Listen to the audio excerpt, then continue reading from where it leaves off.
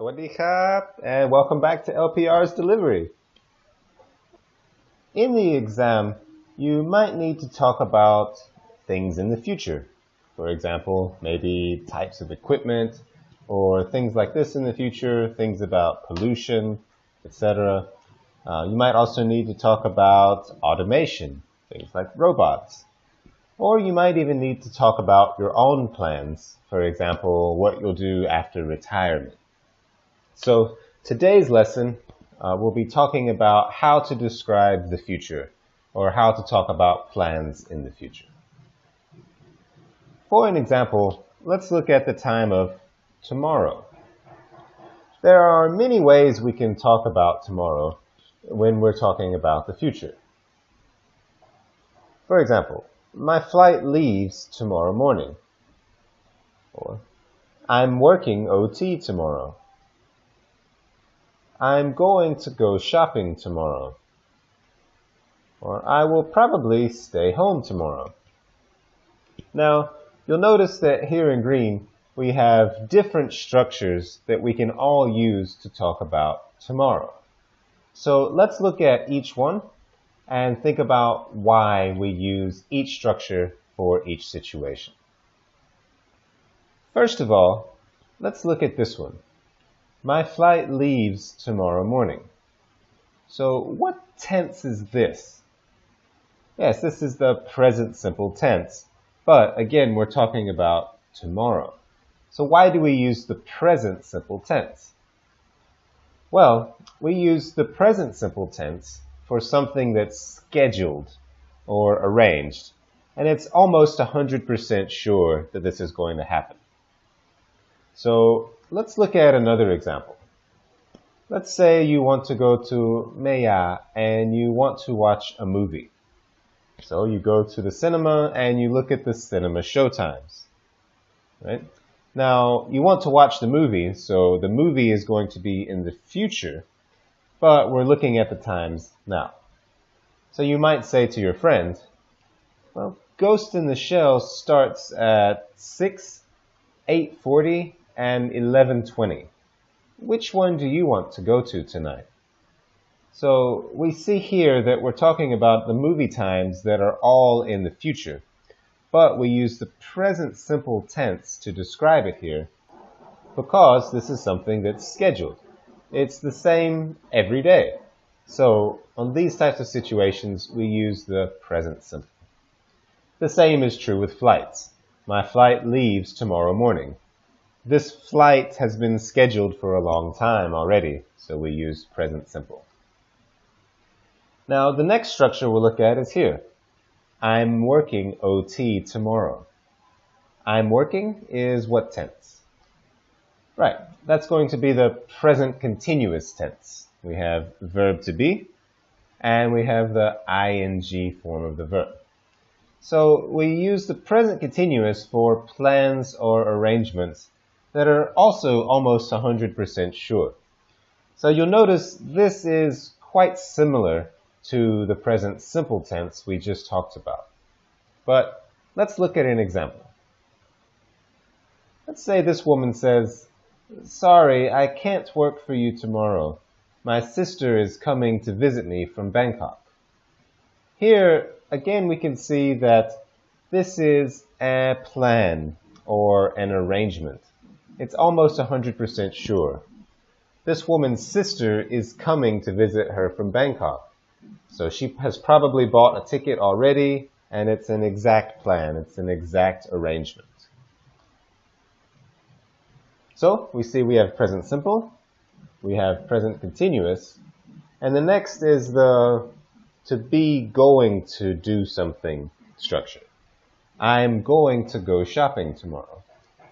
So when do we use this structure?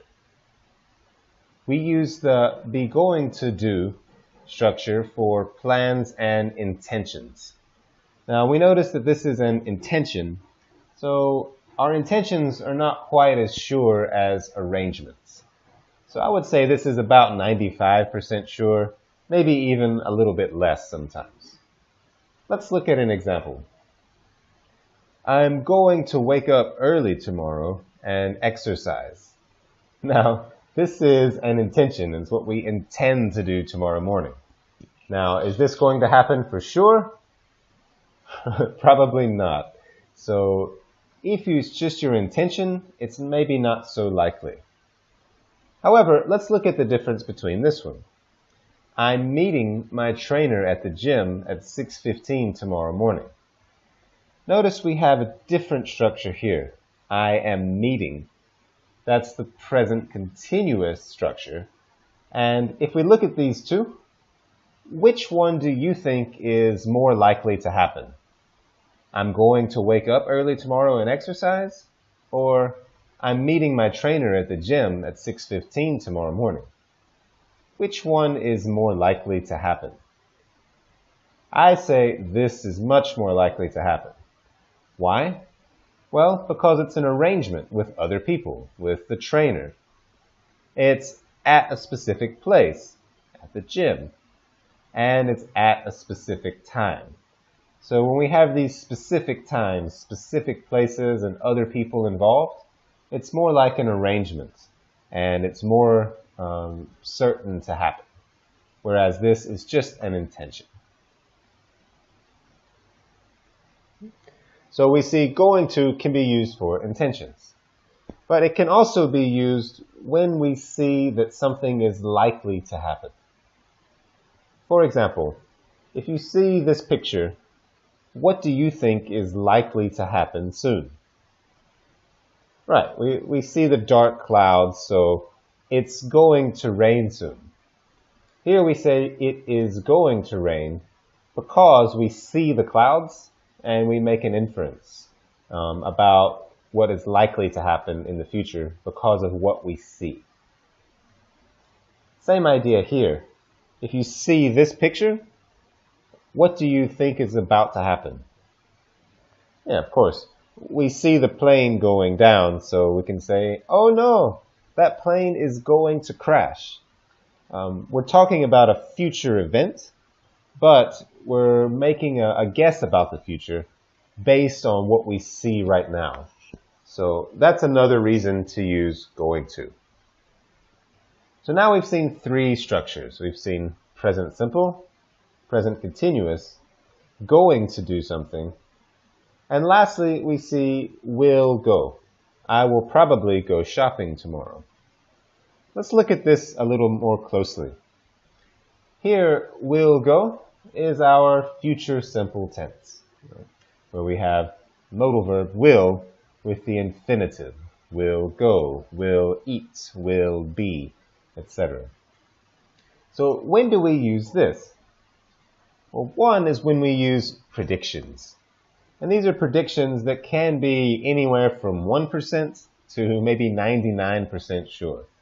It's difficult for us to be 100% sure about anything. Here's what I mean. That we usually make predictions with adverbs of certainty. Adverbs of certainty are words like these, like probably, certainly, perhaps, etc.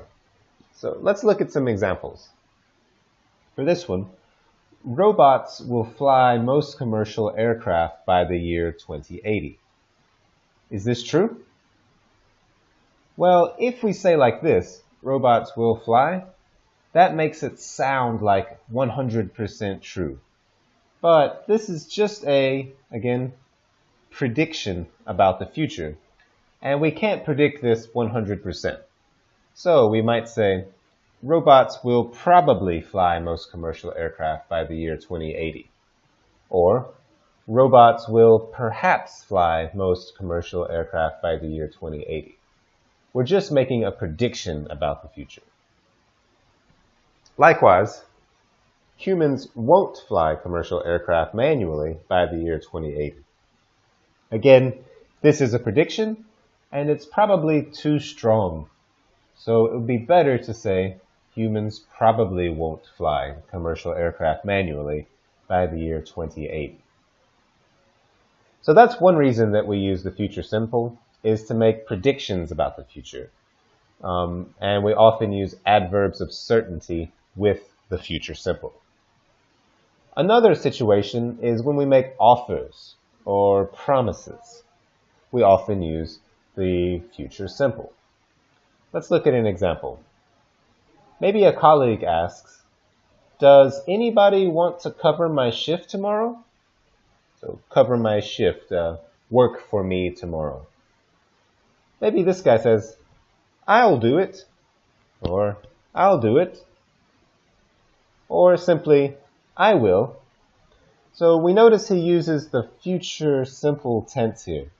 I will do it, I will cover your shift, I will work for you, or I'll do it, or simply, I will. And again, this is because he's offering, he's making an offer right now. He's making the decision and making the offer to cover the shift, so he'll use the future simple tense. Another situation is like this one. Maybe the controller says, "Please stand by.